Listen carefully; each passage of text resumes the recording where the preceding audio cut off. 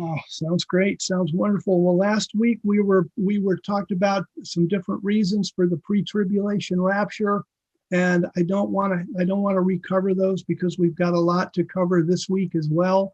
And so we're going to start with more reasons that we're going to end hopefully with more reasons that I think the biblical evidence is very solid that there's a pre-tribulation rapture.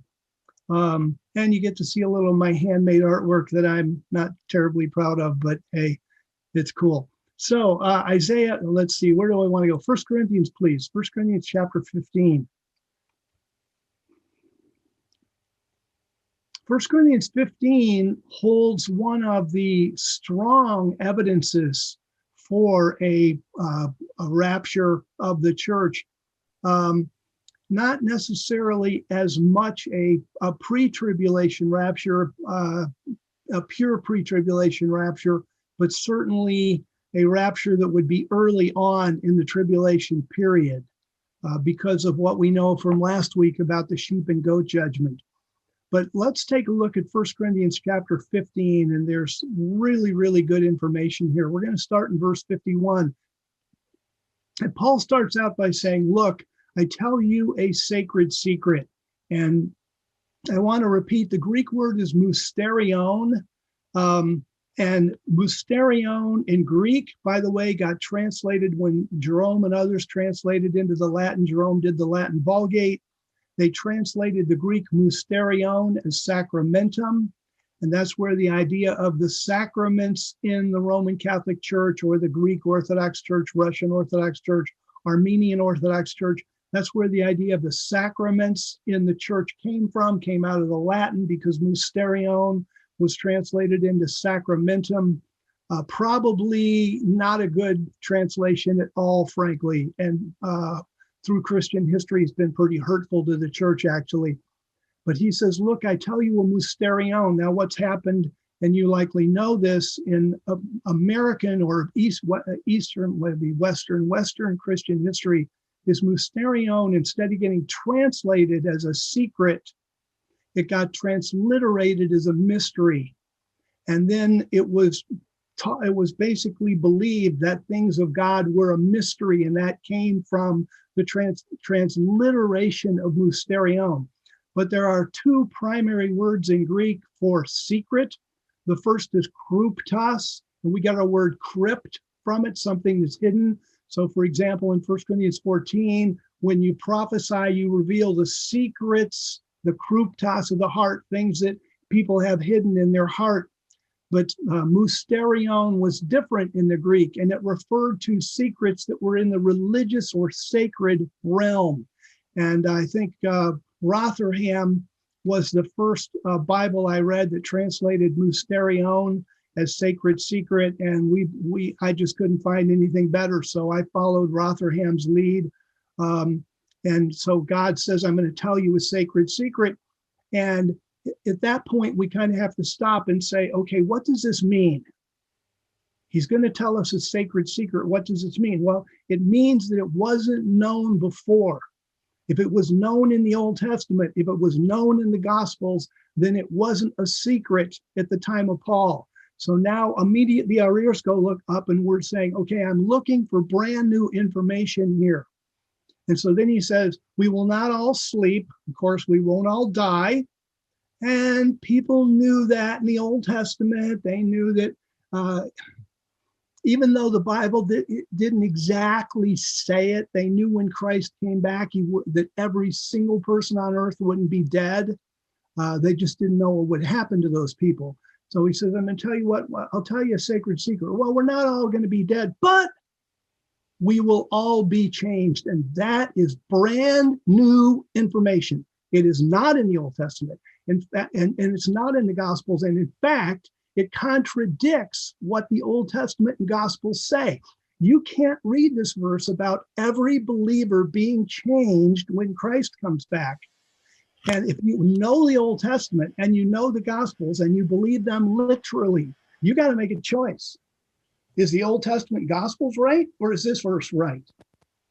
Or could it be that God does something different for two different groups of people, that God does one thing for people in the Old Testament Gospels, and God does another thing for the Christian church that's totally different. And see, that's what I believe. I believe that in the Old Testament Gospels, there is no rapture for those people.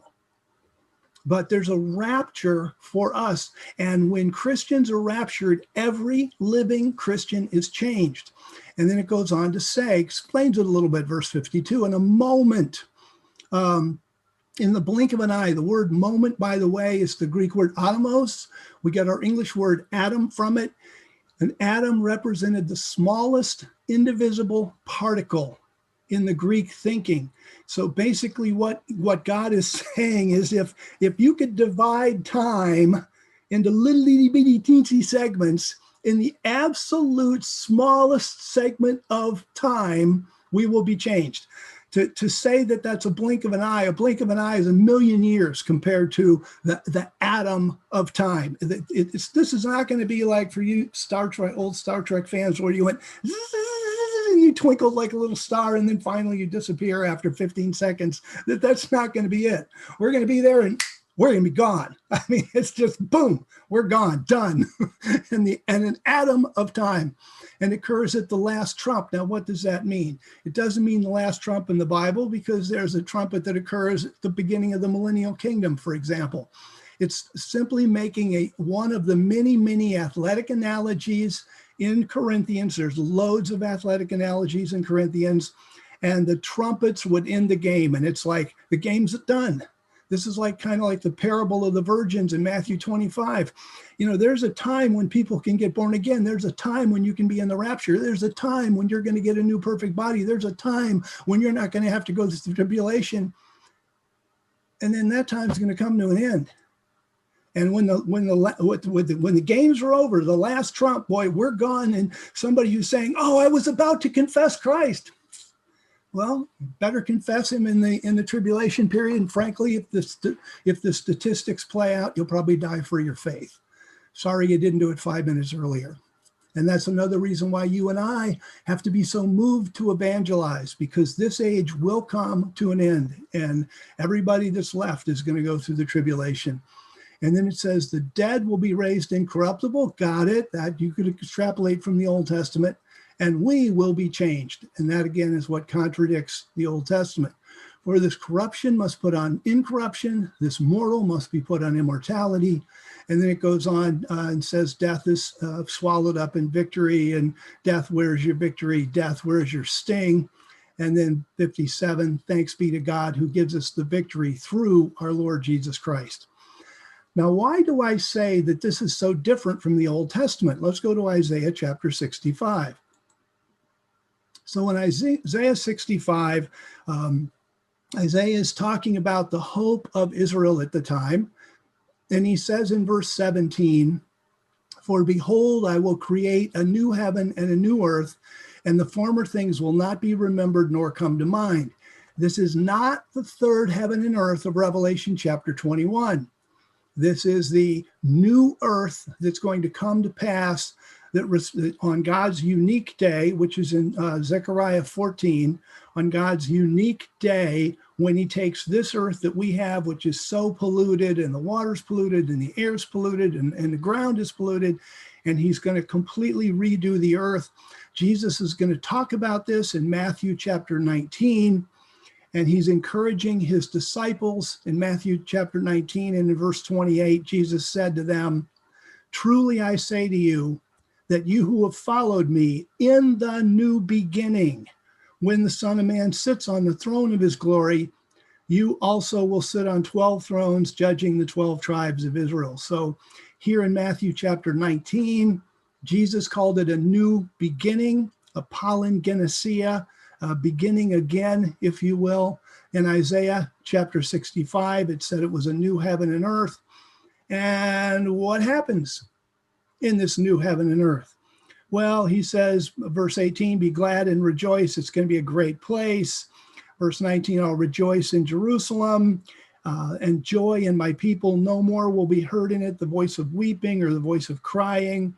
Verse 20, "No longer will there be in it an infant who lives but a few days," meaning there's going to be birth. or an old man who does not live out his days, for the young man will die at 100. Heck, if you die at 100 in the millennial kingdom, you're considered, I wonder what killed that. Well, how come that guy died so young? He says, the young man will die at 100. And anyone who falls short of 100 will be thought of as accursed, and they'll build houses and live in them and that kind of thing. Verse 21, they will not build houses, but another live in them. They will not plant and another eat, for as the days of a tree will be the days of my people. So 200, 300 years old, that's, people will be living to about that age, and then they'll be dying. Well, now, wait a minute. This is Christ in his new heaven and earth. And there are natural people there, and they're getting married, and they're growing old, and they're having babies, and those babies are growing and maturing. And wait a minute. I thought when Christ comes back, all the 1 Corinthians 15, all the believers are going to be changed. Here, the believers aren't going to be changed. They're going to be just led into the kingdom, and they're in the kingdom, and then they get old and die. Great. So what's the difference? What's going on? And the answer is that in the Old Testament and in the Gospels, and by the way, Jesus Christ helped explain this in Matthew chapter 25, starting in verse 31, when he talked about the sheep and goat judgment. Because when Christ conquers the earth and there's a bunch of unbelievers and a bunch of believers still alive on it, he's going to separate them as a shepherd separates sheep from goats. He's going to let the believers into his kingdom, and he's going to throw the goats into the Gehenna, the fire of the age. So this, if you were reading Isaiah 700 BC, you would have some serious questions. It's kind of like, as I was meditating and praying about this morning, what came up for me was I was kind of like, God, these poor people must have had so many questions. And what immediately came to my mind is, what about your question? What are we going to do for 7 years in heaven during the tribulation? And I was like, okay, yeah, we got questions too. where we have a lot of questions that we don't know. Well, they had a lot of questions that they don't know. And so Isaiah sets this forward about the living people going into Christ's kingdom. And remember, at this point in time, they still only knew of one resurrection. Even at the time of Christ, if you read John chapter 5, he's going to speak, and the people are going to come out of the graves, and some are going to live forever, and some are going to be thrown into Gehenna. So even with the time of Christ, they were still thinking just one resurrection. Everybody get up and Jesus Christ judges them. The actual timing of the two resurrections, the first resurrection and the second resurrection, didn't even occur until the book of Revelation, until John wrote the book of Revelation. Then he laid out the two resurrections. So when we're here in 1 Corinthians chapter 15, just the fact, one of the things, again, then that lends itself for a pre-tribulation rapture is this 1 Corinthians 15. Because if we go, I'm going to bring up the chart and share my chart here just a second. And I'll do a screen share and share the chart. So as we look at this, we have the rapture of the church. We go up. We have the covenant between Israel and the Antichrist that's mentioned in the book of Daniel. And that starts the 7 years of tribulation, which ends at Armageddon. And then we have when Christ conquers the earth, he gathers the people up and separates them into the sheep, which go into his kingdom, the goats that go down into Gehenna. And there's the first resurrection. So if we're here at the rapture, then there's plenty of time during the tribulation for these people to reveal themselves as either sheep or goats. The farther into this period, if you say, well, I believe in a late tribulation period, late tribulation rapture, then you have the rapture way over here, and you don't have a lot of time for there to be sheep and goats. And I spent a lot of time on this last week about the sheep and goat judgment and the need to have this 7-year period of time to develop the sheep. So here's the rapture, and everybody's changed, and that's brand new revelation. Here's Armageddon, Christ conquering the earth, the sheep and goat judgment, and nobody's changed. So the difference between the Old Testament and gospel revelation, in which nobody's changed and regular people go into the kingdom, and the revelation to the church at the rapture, where everybody's changed and has an immortal body. These are two totally different revelations. And because of that, we know that the rapture has to be different, completely different from the revelation in the Old Testament and what's going to happen to the people on earth. And our answer very simply is we're going to get up at the rapture. We're all going to be changed. Then the people on earth from there, after the rapture, it's too late to get born again. They're going to go through the tribulation. And during that 7-year time period, the way they behave and think and talk will reveal them either as a sheep that's going to be led into the kingdom or as a goat that's going to be thrown down into Gehenna. And with that, I'll stop sharing my screen. So then as we move forward with this, the next thing I want to look at then is I want to look at the wrath. Because the Bible is very clear in the New Testament epistles that we are delivered from the wrath to come. So let's take a look at that. And when we do, what we want to do is pay special attention to the vocabulary. So let's go to 1 Thessalonians Chapter 1. And in 1 Thessalonians Chapter 1, and I clicked the wrong book, but I got it now. Revelation Chapter 1, 1 Thessalonians Chapter 1. We'll start in verse 9. And Paul's talking about the people that the Thessalonians are speaking with. And he says, for they themselves are reporting about us, our manner of entering in among you, and how you turned to God from idols to serve a living and a true God. Verse 10, and to wait for his Son from heaven, whom he raised out from among the dead, Jesus, the one who rescues us from the wrath to come. And I want to put pressure on the Greek word that's translated, the Greek preposition that's translated from, because there are people who believe we're going through the tribulation, and when you read them a verse like this, they're kind of like, well, God somehow keeps believers alive during the wrath. And that's not what this verse is saying at all. It doesn't say he rescues us in the wrath, or he rescues us while we are part of the wrath, or whatever it is. He rescues us from the wrath, which means the wrath is going to go on and we aren't there. He rescues us from the wrath. So this is 1 Thessalonians Chapter 1. Let's look at 1 Thessalonians Chapter 5, verse 8. And of course, when we look at chapter 5, we've got to remember that in no chapter verse breaks, no verse breaks. So we just ended chapter 4 talking about the rapture. So the verse 8 of 1 Thessalonians 5 says, but since we are of the day, meaning we're of light and good and God, since we're of the day, let us be clear-headed, putting on the breastplate of trust and love, and as a helmet, the hope of salvation. And why is the scripture call it the hope of salvation?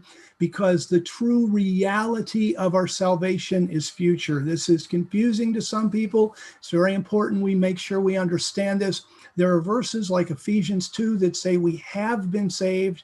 There are verses that say we are being saved, like in Corinthians 15. And there are verses that say our salvation is future, like here, or there's some in Romans, for example. And why is that? And the answer is that what we have right now is a guarantee of salvation. And that guarantee is as good as gold. God doesn't guarantee. In fact, what do we hear in manifestations tonight? Boy, he said, I am faithful. Very, very clear, very simple, very straightforward. I am faithful. And the gifts and callings of God are irrevocable.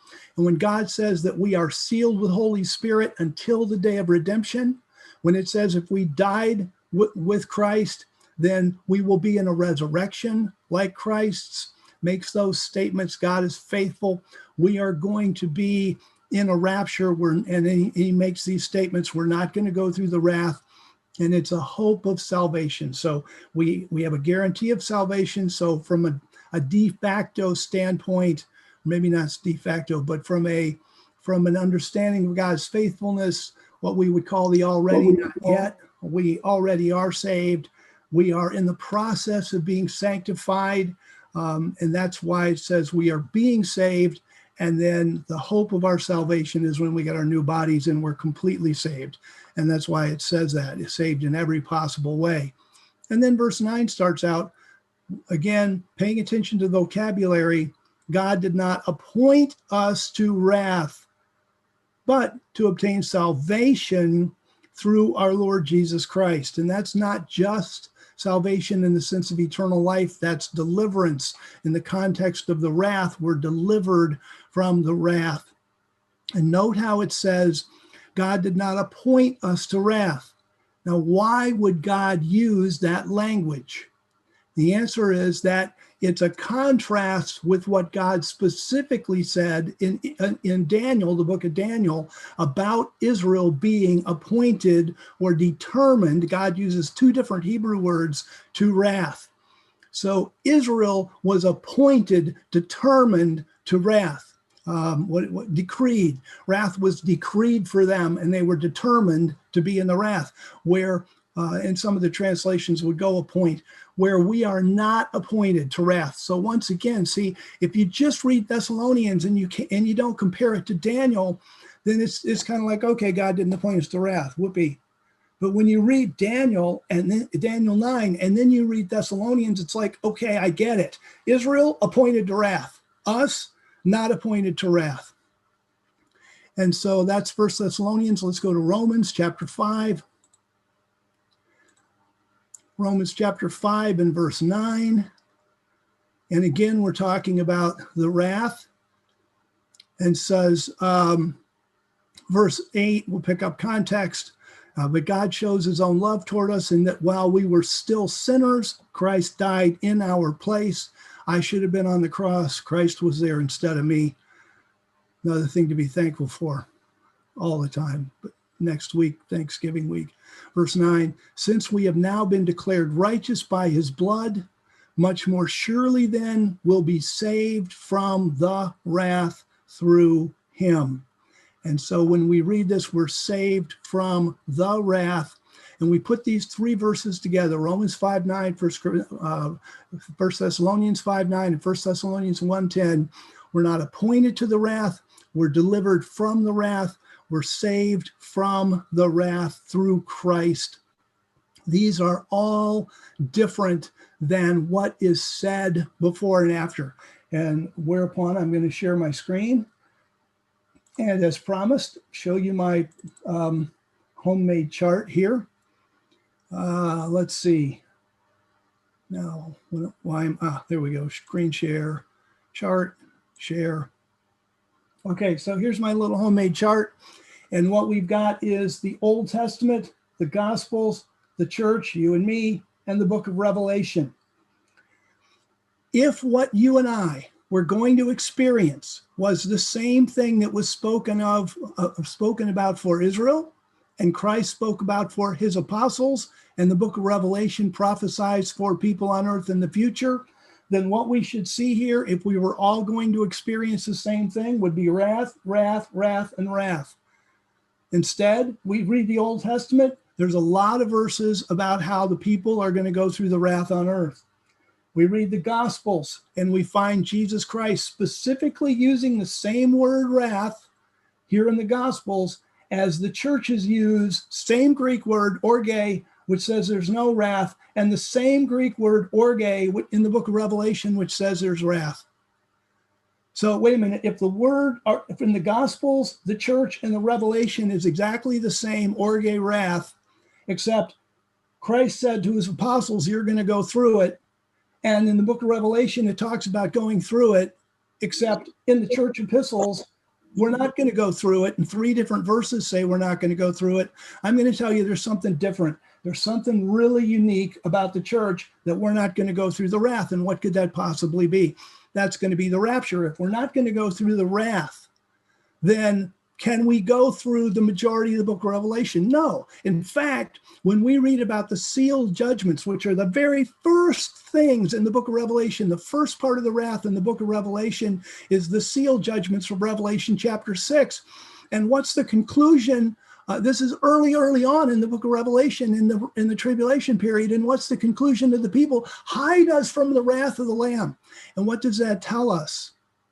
That the wrath begins as soon as the tribulation begins.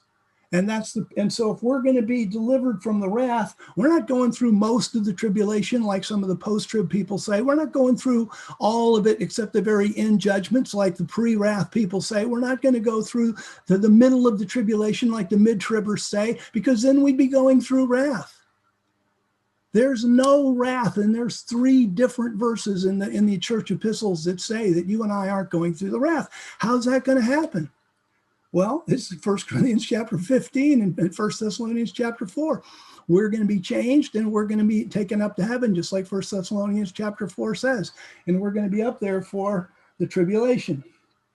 So that's us not going through the wrath as we just read about. Let's see, did I stop my sharing? Yes. So that's what we just read about in the 3 church epistles. Now, what I want to do is I want to go back and contrast this. Let's look at some of the Old Testament verses, and let's look at the teaching of Christ, and let's look at what the book of Revelation chapter says, so that we can be sure that we're talking on the same page here and that I'm right about this. So let's go to Daniel chapter 9, please. And again, see, when I'm just kind of a research, something you do in research, and and I learned this from reading E.W. Bullinger's book because he's so sensitive. Bullinger spoke at least 6 languages fluent. He spoke Aramaic, Greek, Hebrew, Latin, German, and English for sure. And he probably maybe spoke more than that. But one of the things he became very sensitive to was the shift in vocabulary. It's like a safe cracker who's got his fingers on the safe and can feel when things shift. When you read the records over and over and over again, and you get the vocabulary right, and in our case, the translation right, and then you're paying attention to the vocabulary, you're looking for subtle shifts in vocabulary. That's how you can tell when something changes. Sometimes the shifts aren't so subtle. Like you're reading Genesis, the first 2 chapters, and God tells Adam and Eve, you got to eat plants. And then in Genesis chapter 9, God tells Noah, you can eat animals. Well, it's a shift. It's not a very subtle shift. But sometimes there's a real subtle shift. And the subtle shift between the Old Testament Gospels and book of Revelation that all use the word wrath and say that people are going through it. And then you read these little church epistles and they say you're not going through the wrath. And if you haven't paid attention to the rest of the story, then you're like, oh, we're going through the wrath too. And I might as well mention this now, and then because while we're talking about those subtle shifts, then I've talked to some people that say we're going through the tribulation, and they say, well, and I say, what about the wrath? And they say, well, the wrath is that you won't be thrown into Gehenna. Gehenna is the wrath. And so if we are delivered from the wrath, it means that we're delivered from Gehenna. Well, I've got 2 problems with that, okay? Let's go back to my homemade chart here. Share my screen again. We'll go back to the chart. So here's my chart. If not going through the wrath was not being thrown into Gehenna, not being thrown into the lake of fire, then this should all be the same. Because believers in the Old Testament wouldn't be going through the wrath. I mean, Abraham, Jacob, Joseph, Ruth, Esther, they're not going to go through Gehenna. There should be verses back here about not going through the wrath. And the same thing with Gospels, especially. Jesus is talking to the apostles. He tells them they're going to go through the wrath. Wait a minute. If the wrath is Gehenna, I'd be like Peter saying, oh, Lord, I'm confused here. I thought we were going to live forever, So the fact of the matter is, if the wrath is talking about Gehenna, then this should be the same, because it's been the same forever. Believers don't go through the wrath, and unbelievers do. So that's one of the problems I have with Gehenna being the wrath. The other problem I have with Gehenna being the wrath is that the word wrath is used, the word orge is used 6 times in the book of Revelation. 5 of those 6 clearly refer to the tribulation and not Gehenna. One of them might be referring to the tribulation and Gehenna, but wouldn't have to. It could be referring only to the tribulation. So if the wrath is Gehenna, then when you look up the Revelation and you look up the word wrath, it should be talking about Gehenna, but it's not. It's talking about the tribulation. So I've got some major problems with people who say, well, not going through the wrath just simply means you're not going to be saved. Not the way I read the Bible, it doesn't. I think that becomes pretty clear. So back to, we got to this by Daniel chapter 9, because I wanted to show that Israel was appointed for wrath. So Daniel chapter 9, verse 24. And here, God, this is astounding. I mean, Daniel's living, Daniel lived Persian Empire. He's living 500 to 530, say 540. Well, actually, he was carried away in the Babylonian captivity. So he's living probably from 590 to 500 AD, BC, something like that. And he was such a faithful man, such an amazing man. And there's an interesting truth here that if you are faithful to God year after year after year after year, I really believe God rewards you for that by deepening his relationship with you, some more personal communication, maybe a more personal feeling of guidance. It's just a suspicion I have. I can't chapter and verse on it.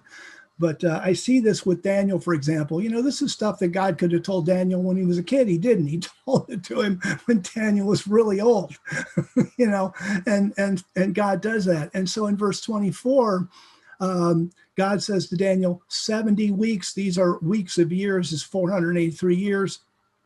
Or something for whatever. So 70 weeks, 77s, have been decreed, and notice the word decreed or appointed on your people and on the holy city to finish disobedience, to make an end of sins, and to make reconciliation for iniquity. And so here's this period of time that's appointed for Daniel that's going to, one of the things it's going to do is it's going to make reconciliation for iniquity, and that includes, by the way, the vengeance of our God. And if we go down to verse 26 of Daniel, then he says, verse 26, after the 62 weeks, the anointed one will be cut off. That's the Messiah, Jesus being killed. He will have nothing, which at his death, he really didn't have anything. And the people of the ruler who will come, the ruler who will come is the Antichrist, will destroy the city and the sanctuary, that's Jerusalem, and the temple that the Jews will build at some point in the, hopefully the near future. But they'll destroy the city and the sanctuary, and its end will be with a flood, which could be a flood of people. And even to the end, there will be war, because there'll be problems in and around Jerusalem, Battle of Armageddon and all that. And then he says, desolations are determined. So your people, Daniel, are going to go through this. This is absolutely going to happen. And then we start looking at a bunch of verses that talk about the wrath. Let's go to Isaiah chapter 13. I want to be aware of, because there's so many of these, but we'll just read a couple of them. Isaiah chapter 13, starting in verse 9. And Isaiah is prophesying to the people of Judah and Jerusalem. Verse 9, behold, the day of Yahweh comes. So it's obviously coming on them, cruel with wrath and fierce anger, to make the land, that's not just the earth, it's the land of Israel, a desolation, and to destroy its sinners out of it. And then he goes on in verse 13, and he says, therefore I will make the heavens tremble, the earth will be shaken out of its place in the wrath of Yahweh of armies, and in the day of his fierce anger. So Israel, like Daniel says, it's appointed to wrath, and there's terrible things that are going to come. I think what I'd like to do is go to Daniel chapter 1. And rather than just read a bunch of verses, I'm just going to read this I'm sorry, Daniel 12. I said 1, I meant 12. Daniel 12. And in Daniel chapter 12, it says, at that time, Michael, the great leader who stands watch over your people, will rise up, and there will be a time of trouble such as has never occurred since there was a nation, even until that time. And how did Jesus Christ know that the tribulation was going to be so horrible on the earth? Because Daniel had foretold this time of trouble would be so rough that there never had been a time of trouble like that. And when you look at what Israel and Judah had gone through with the Assyrian attacks, the Babylonian attacks, this kind of thing, that's a pretty amazing statement. And so what I did, and you can read the commentary, is I went through the Old Testament and found snippets from verses and cut them out, and you can and place them here in the commentary on Daniel 12:1. I'd like to read it. It'll save us having to read a whole bunch of verses. And then you can go back and you can go get the verses for yourself. And in reading this, what I want to show you is how universal this revelation is. This wasn't a revelation to Isaiah or a revelation buried back in the book of Haggai or something. God had been telling the prophets that this terrible devastation would be coming upon Israel, and it would, and he'd been saying it for a long time. He actually started, if I remember correctly, yes, in Amos, and Amos was 800 years before Christ. So if we go back to according to the prophets, I'm reading now out of the commentary. According to the prophets, the day of Yahweh, the great tribulation, will be a cruel day, with people becoming scarce as gold. Isaiah 13:9-13. The earth will be laid waste with very few people left. Isaiah 24:1-23. The slain will lie like refuse on the ground, and leaders will not escape. Jeremiah 25:29-38. It will be Jacob's trouble. Jeremiah 30:7. And a time of doom for the nations. Ezekiel 31-19. And a time of distress such as never been before on the earth. Daniel 12:1. Believers will have an especially difficult time because the Antichrist will make war against them and prevail against them. Daniel 7:21 and 7:25.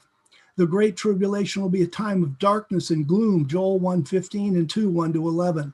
Woe to people who think they're righteous and long for the day of the Lord as if it would vindicate them, because it will not. Amos 5:18-20. People's evil deeds will return on themselves. Obadiah 1:15 and 16. God in anger and wrath will take vengeance on the land and on the nations and destroy witchcraft and idols, to the end that there will be no more idolatry. Micah 5:10-15. It will be a time of wrath, distress, and anguish, a day of trouble, ruin, gloom, and darkness. No one's wealth will be able to deliver them. God will make a terrible end to the people who dwell in the land. God will sweep away humans, animals, fish, and birds, everything from the face of the earth. Zephaniah 1:2-18. God will shake both the heavens and the earth. Haggai 2:6-7. That day will burn like a furnace. Malachi 4:1. So you read all that. I mean, this is what's coming. So to say that back to my chart, there's this time of wrath that's prophesied in the Old Testament that was going to be upon the nations. And I also want to read about Jerusalem itself, because this gets misinterpreted, misunderstood. Let's go to Zechariah chapter 14. And in Zechariah chapter 14, it says, behold, the day of Yahweh is coming, when your spoil is divided in your midst, talking about Jerusalem and Judea. Verse 2, why? For I will gather all the nations against Jerusalem to battle, and the city will be captured, the houses plundered, the women raped. Half of the city will go out into captivity, but the rest of the people will not be removed from the city. Then Yahweh will go out and fight against those nations as one fights on a day of battle. And that's going to be the Battle of Armageddon. Now, people read this verse about gathering the nations and the city captured, and they say, well, this is the destruction in 70 AD with the Roman Empire.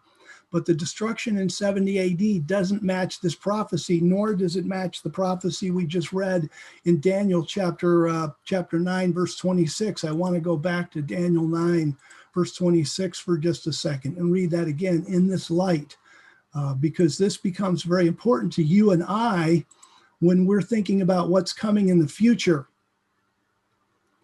and what Daniel's prophecy, after 62 weeks, the anointed one, the Christ, will be cut off. He'll have nothing. The people of the ruler who will come, that's the Antichrist in Daniel 9, will destroy the city and the temple. See, there's no temple there now. And the Romans were not the people of the Antichrist. And they destroyed Jerusalem, but that's coming again. And so Jerusalem, the Jerusalem you and I know, is going to be destroyed again. And again, we see the wrath. Now, what did Jesus Christ say? See, if Jesus Christ, in speaking to his disciples, if he said something different than this, then things would have changed. But in fact, he didn't. Let's go to Luke chapter 19. Now, Luke chapter 19 is what you and I know as the triumphal entry. And to get the fullness of it, we need to read Luke along with Matthew and Mark to get all the fullness of it. Luke covers part of it, but not all of it.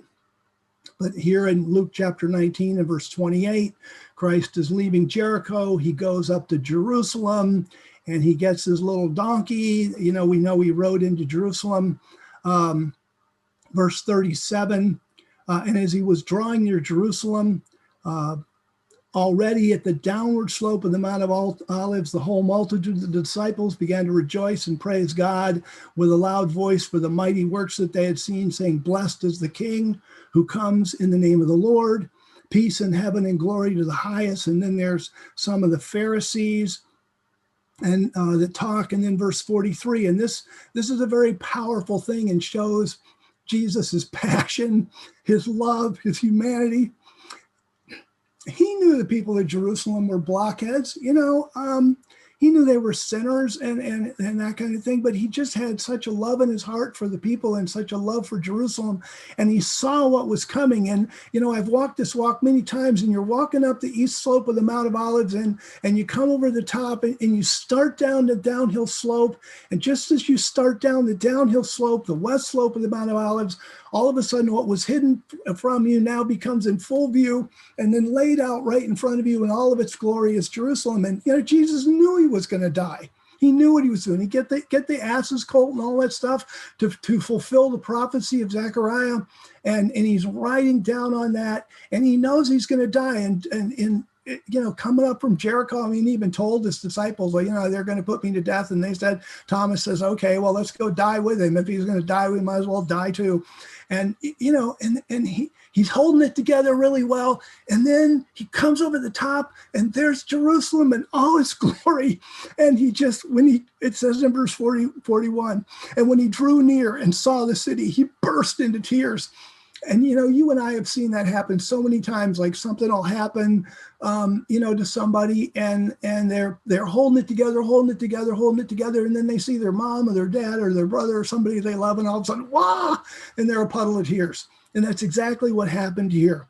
Jesus had held it together so well, and then he sees Jerusalem. He knows he's going to die there. He knows he's going to be tortured. He knows that Jerusalem is going to be destroyed and fulfill the prophecy of Zechariah and the prophecy of Daniel. The city's going to be gone. People are going to be killed. Women are going to be raped. He knew all that, and he just couldn't hold it together emotionally, and he just burst into tears. And verse 42 is so true. If you had known on this day, even you, the things that would bring peace, but now they've been hidden from your eyes.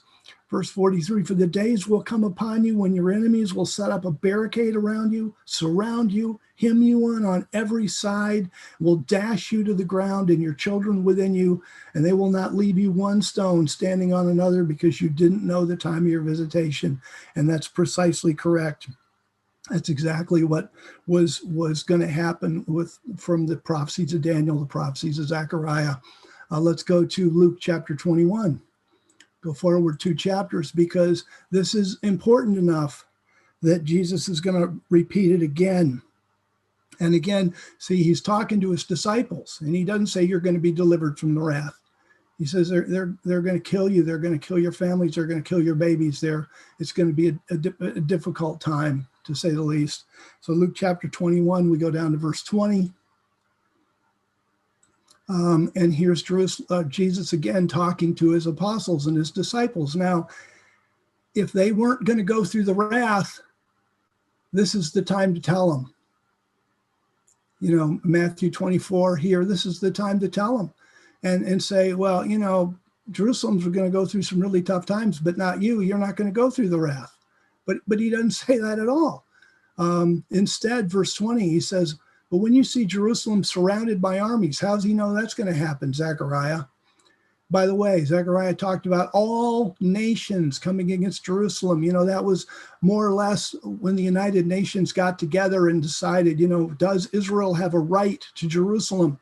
There was 153 nations that voted and said no.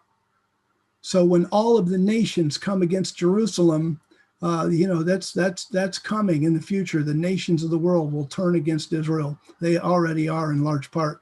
But verse 20, when you see Jerusalem surrounded by armies, then know that her desolation is drawn near. How does he know that, Zechariah, Daniel? Verse 21, then those who are in Judea must flee to the mountains.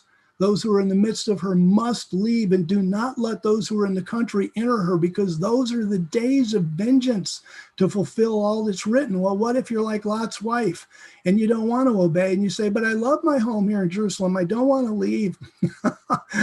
I was talking to a lady one time. It was kind of interesting because we were all in prep mode. You know, we're going to go hide in the woods for years or something. I don't know what we were thinking. You can't really do that. But in any case, we were all in prep mode, and she wasn't. And I was talking to her and I said, well, you know, this is going to happen and that's going to happen. And she looked at me and she pointed to her double oven and she pointed to her little hot water spigot and stuff. And then she said, John, you think I'm going to go live in the woods? I'm going to die in my house.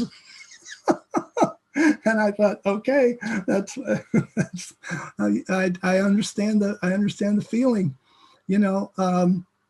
Verse 22, those are the days of vengeance to fulfill all that's written. Woe to those who are with child and those who are nursing in those days, for there will be great distress upon the land and wrath against this people.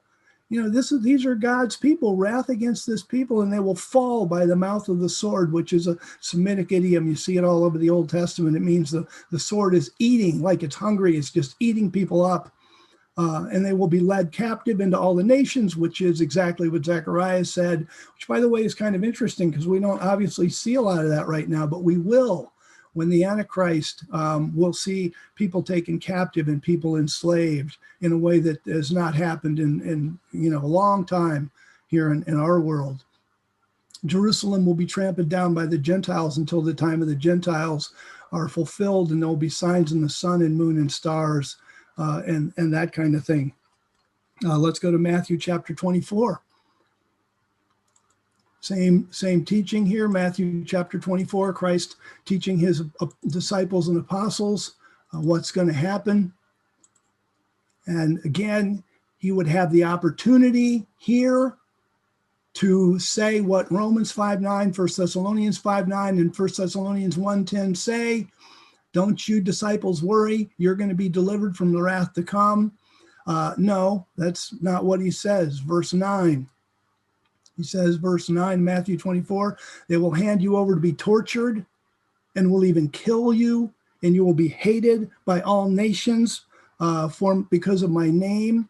Verse 10, and then many will fall away and will hand over one another and will hate one another. And, you know, you will end up, people on earth, the believers, you know, who will be the sheep in the sheep and goat judgment, you know, they're going to be betrayed by their moms, their dads, their siblings, their best friends. You know, they'll be handed over. And then, of course, you got many false prophets and stuff like that. And then verse 13, but the one who endures to the end, this one will be saved. How do you get saved during the tribulation period? You hang in. Absolutely. You hang in and you stay faithful to the end, which is different from us. We believe, Ephesians chapter 2, and we are sealed until the day of redemption. So this is different than what happens to the church. And let's go to, I just want to go to Revelation 6:16. I don't want to go through every use of the word wrath in Revelation. There's no point. It's in the commentary. if you wish to. But Revelation chapter 6, we start out in verse 1. And remember that the book of Revelation talks about 4 sets of judgments. There are the seal judgments where the seals are broken. There are the trumpet judgments. There are the thunder judgments. And then there are the bowl judgments. And those 4 sets of judgments cover the 7 years of the tribulation. And so this is the seal judgments. And it's very early on in the book of Revelation.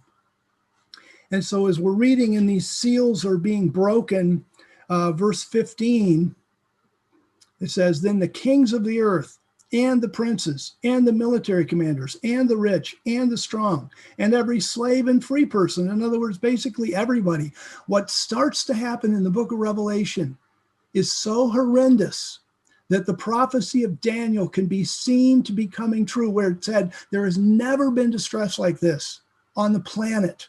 This is totally new. This is like I live down here in Florida and everybody's got, all these things that keep their house from being blown away in a hurricane. Forget about it. Whatever's going to happen in the tribulation period, the earthquakes, the winds, the animals that go crazy, everything else, it's going to, you just, boy, it's just, wow. They hid themselves. And note this, verse 15, and I love this. So here's the kings, princes, military commanders, everybody, they're hiding themselves in caves and the rocks of the mountains. That's a brand new thing. You go back in history before there was airplanes and bombing, and everybody built castles. At the time of the book of Revelation, the strong point was on top of a hill. It was a castle on top of a hill. Now the strong point is a cave in the earth. And just Google, what are the super wealthy, what are the super rich doing? They're building caves for themselves. It's in a fulfillment. It just shows. I'm sure when John wrote this, he kind of got thinking about, why would anybody do that? Why don't they just build themselves castles? But God, of course, foreseeing way down the future, says, no, they're going to hide in caves and stuff like that. And verse 16, and they say to the mountains and to the rocks, fall on us and hide us from the face of him who sits on the throne and from the wrath of the Lamb. So early on in the book of Revelation, we see that this is the wrath of the Lamb, and it's not Gehenna. It's the tribulation. Verse 17, for the great day of their wrath has come, and who is able to stand? And so again, you can go to the commentary and look up the other 5 verses or 4 verses besides these 2 that talk about the wrath, and the fact that, see, now we've gone through the Old Testament, we saw that the wrath was not Gehenna, but what happened on earth. In the Gospels, the wrath is not Gehenna, but it was happened on earth. And here in Revelation, the wrath is not Gehenna. It's what happens on earth in the tribulation. And then you've got 3 verses in the church epistles, all of them saying we're going to be delivered from this wrath. And it's delivered from it, not delivered in it. We're not going through this. And so this is really a very comforting thing. Let's see. And I want to shift just a little bit, and I want to emphasize that the Bible specifically states that the believers are going to go through the wrath. So let's go back to Daniel. I'm going to pick this up. We're going to do Daniel, a couple verses in Daniel, and go to the book of Revelation. So back to the book of Daniel, and Daniel chapter 7. And we'll just read 2 verses here in Daniel chapter 7. But why is this? Gosh, I guess this is stark. This is tough stuff, because after we get up in the rapture, there are going to be people that believe. There are going to be actually 144,000 Jews. There's going to be an innumerable multitude of Gentiles. And these guys are going to be believers, and they're going to be struggling, to say the least. And so in Daniel chapter 7, we have the Antichrist, who's being called the little horn, and he's waging war. And it says in verse 21, as I was watching, this horn was waging war against the holy ones. So here are the sheep, God's people on earth.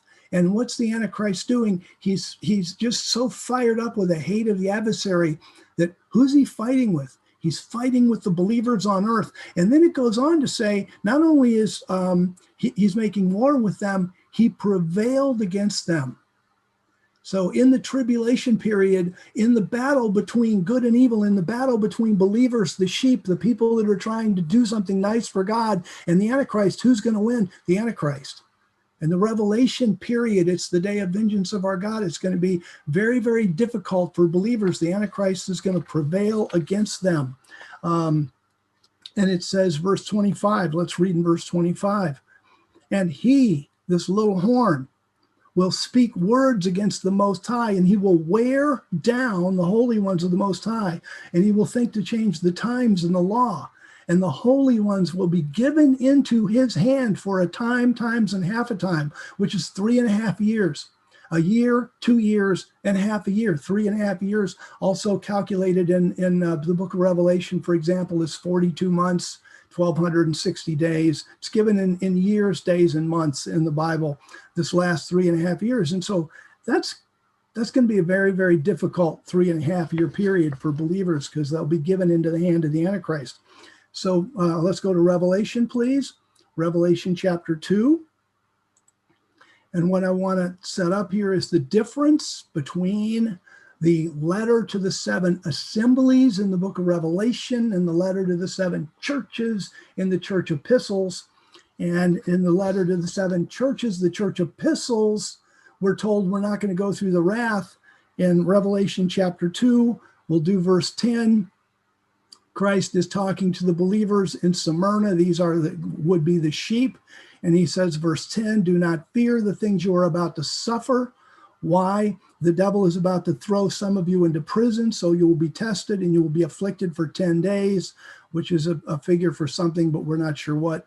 And then he says, be faithful to death, and I will give you the crown of life. That's exactly what he said in Matthew 24. He who endures to the end will be saved. So Christ doesn't offer any hope here. He doesn't say, be faithful and it'll be over, or just believe and you'll be saved, or something like that. It's real simple. Christ, the revelator, John, Christ is giving John this revelation here. He knows the prophecies in Daniel. He knows that the Antichrist is going to prevail, that the saints are going to be handed over to him. And so he just says, look, you're going to be arrested. You're going to be tortured. Be faithful to death. Let's go Revelation chapter 13. Revelation chapter 13, verse 7. Here's basically exactly what we read in Daniel, talking about the Antichrist and his authority. Verse 7, it says, it was given to him, the Antichrist, to make war against the holy ones. Those are the ones you and I would know as the sheep, and to overcome them.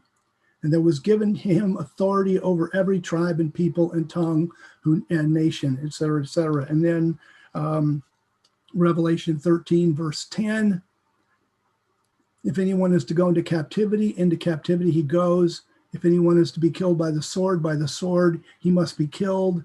This calls for endurance and the trust of the holy ones. You've got to trust that if you die for the faith in this period, you're going to get resurrected and you're going to get a crown. Don't give in. Don't give in to it looks like the easy way out, but it's not. The easy way out in this period of time is to die for your faith. Let's go to Revelation chapter 14, next chapter over. Revelation chapter 14, verse 12. He's talking again about the people not taking the mark of the beast. And it talks in verse 12, this demands the endurance of the holy ones, because they're going to have a hard time. Verse 13, and I heard a voice from heaven saying, write, blessed are the dead who die in the Lord from now on. Yeah, if you stay faithful to death, then you get the crown of life and other rewards. Blessed are the dead who die in the Lord. Wait a minute. See, this is light years apart from, I'm going to deliver you from the wrath to come. Delivering us from the wrath to come is not, we're going to die in the wrath. Delivering us from the wrath to come is we're not going to go through the wrath. People that are going to go through the wrath, blessed are the dead who die in the Lord. And so anyway, those are the verses I wanted to share. So as we look then at the pre-tribulation rapture, as we have today, what we see in 1 Corinthians chapter 15, there's a totally different program from the church than for Israel. In Israel, Christ is going to come down to earth. He's going to conquer the earth. There's going to be living people on the earth, and the sheep he's going to allow into his kingdom. In the church, Christ is going to come in the clouds. He's going to shout, every single Christian, if you're dead, you're going to be raised. If you're living, you're going to be changed and given an immortal body. You'd never enter the kingdom with your normal flesh and blood body. It's a totally different revelation for the church.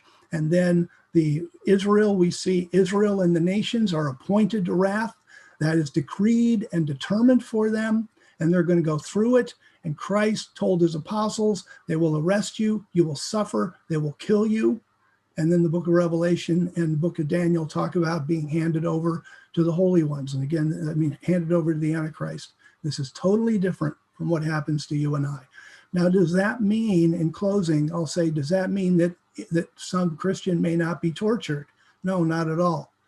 It's not talking about an individual basis where somebody is captured by, religious extremists who torture you for your faith or something like that.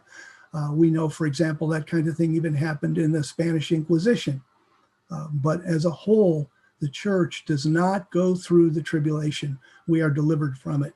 And so that's what I wanted to share. We have a pre-tribulation rapture. We have a limited amount of time before the rapture. We don't know when it'll occur, but here we've got opportunities to get people born again. So God bless you, and thanks for listening.